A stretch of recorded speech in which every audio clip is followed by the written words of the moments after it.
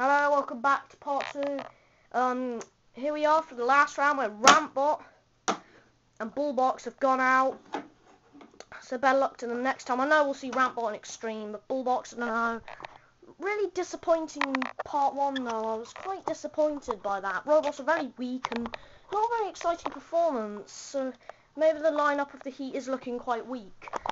I must say, I did think this Heat lineup did look a bit bland. But anyway. Triple, you didn't do anything wrong. Growler, you fag, you're an idiot, and I feel like sacking you. The Arena Wolves, you can get sacked too for all I care, because you're bloody shit. Then you tell me to fuck off. Twat. Anyway, sorry for the swearing. It's Growler's idea. But, anyway, sorry, I thought that theme was awful, but check out Tanman12345543. Sometime if you ever want to, which you probably won't. Now let's turn around that way as we do the break for the next bots coming on. Now this looks like quite an interesting round because we've got decent machines. Well, alright, the robots in the first round were decent, but they were actually surprisingly boring. They didn't put up a fight, which is what we need. Robots that actually fight. Not some robot sits there and has the ability to lift a flicker up or get a disc spinning. Alright, there's a machine which can't fit, so it's going to have to be dropped down. But anyway, we're going to do it right now. So in the House Robot Corner cam for this match, I've got Sergeant Bash, which I think has a better chance this time because there's only two flippers in this whole match. There was 4 in the whole heat. Well, Bullbox is a scoop, so people know. I class it as a scoop. And Matilda, who for once isn't in the first round of the heat. Okay. Now we're going to go for that camera angle for when we do the actual match. But for now, just going from there. So, let's get on with second round. We have Golfball of Death. Now, this machine may look pretty, not very resistant and quite poor looking, but actually this machine's pretty tough. Once it even rammed Danton Kia over this, I repeat, this arena wall. So actually that proves it's pretty tough. I reckon this one's better than Tennis Ball from Ross's Robot Wars. Well, of course it's going to be because it's the worst robot in his series, whereas mine is Polyman, although others can be referred to such as Crimson Leaf and the Head, and probably others like White Eye, but anyway. Golfball of Death, however, is a good machine, but the main thing about him is he can do this, and he's got some real running power, but he has to be careful what he crashes into, because he's even destroyed the arena wall once. And just a close-up image of him, there he is. And if you wonder why it says S on him, I don't have a clue, because to be fair, it was given to me. Sorry about this. Camera angle's going all funny. Okay.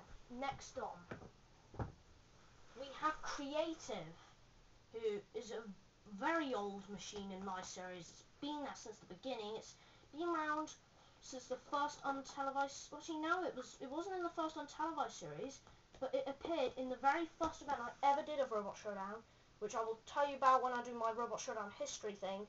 Not a history lesson, of course, because otherwise that's like school or something. But basically, it's like the World Championship, the very first event I did. But anyway, this is Creative. It's got a nice flipper, which may look flimsy, but it's pretty powerful.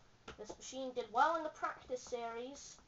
Originally, this was going to be in the same heat as Chaos 2 about bugs, but I changed my mind, because I thought it looked like it would have a better sort of lineup in here. Brownie Dog. Now this is some people say it's quite a cute looking robot. I don't really think it is. Alright, it may have a picture of a brown dog on the front of it, which is why it's called Brownie Dog. Boys. Quite ironic, but it's got this is very much like Bulldog Notebook's old design. It's got a lifter, which it can use to lift. It does have a schrimech, but unfortunately, schrimech is its greatest weakness. And like Bulldog Notebook, it severely struggles to self-right, so half the time Although it uses up some of its most valuable CO2, it has to self-fire like that, but it can only do that about 10 times or so, and then the CO2 totally runs out, so they have to be very careful with this machine, how they use it. Let's move in a bit. And finally, all the way from Oxford, which it'll be in the University Challenge, representing Oxford University, Flipper Dictionary. It's got a big flipper. It's quite good actually. It's very big though, very hard to push around, very annoying, even more annoying than About Bugs or Heavy Case 2. Big machine though, this one, and it's from the Oxford University. So when we do the University Challenge in Extreme, I'm sure this one will be happy to come along. Alright, well, let's head to our camera angle, but I am going to have to climb over the top of the bed, if that makes any sense. Oh, God, that's so crappy.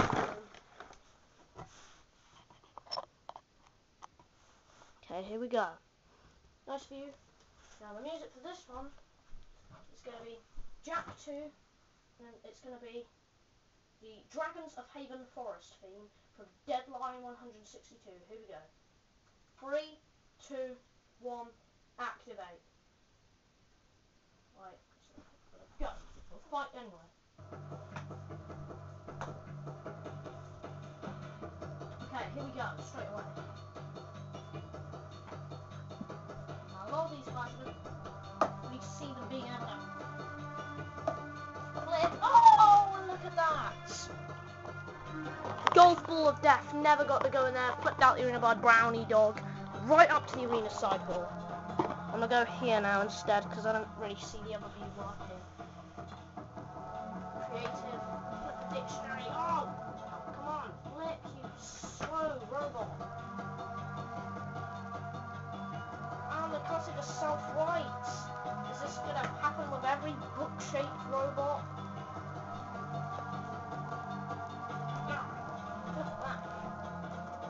It doesn't seem to happen with Flip the Dictionary. Oh, yes, it does. Now they've got stuck. Oh, you bastards. Ignorant fuck. Stay still. And this isn't looking good. Both machines seem to be wedged. Trying to get off the sidewall. They're not doing a good job, though. So the left is coming into freedom. Sort of freedom, but it's now their job to get off. If they can't do so, then I'm afraid to say that they're out. And creative looks like it might be an attempt at self-writing. Oh, and it's done so.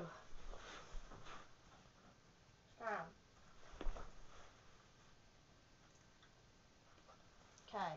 Creative. Oh! Oh, look at that! That was nicely done. Creative just launching him over the arena wall.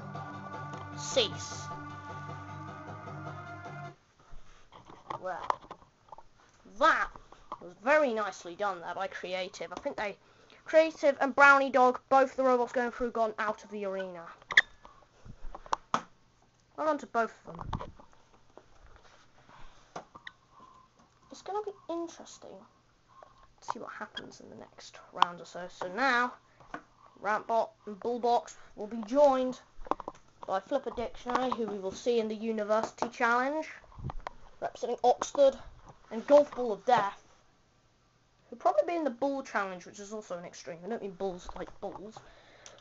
House Robots equals, that must have equaled the most boring experience of their whole lives. They were basically spectators.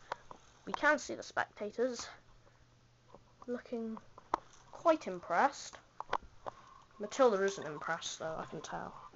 House Robots for the next match is going to be Mr. Psycho and poor old Shunt with his sellotape wheel guard, which for some time I will super glue on, but I don't know when that will be.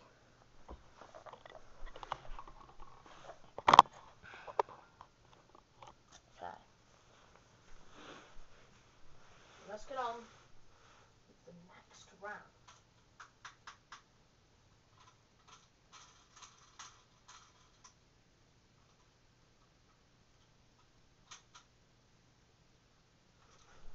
Which is going to be a good one. We've got just taken the scoop off, as we can see up there. But we've got Tornado. This time just with the disc. Let's get some action with that thing. Very good machine, Tornado. I'm sure it can make it far. Up against Brownie Dog, who got Golfball of Death, which is a dangerous machine out of the arena, but without the scoop, I don't see Brownie Dog finding this easy at all. The House Robots, Mr. Psycho, and Shunt. We will see you for part 3. So, and the music is going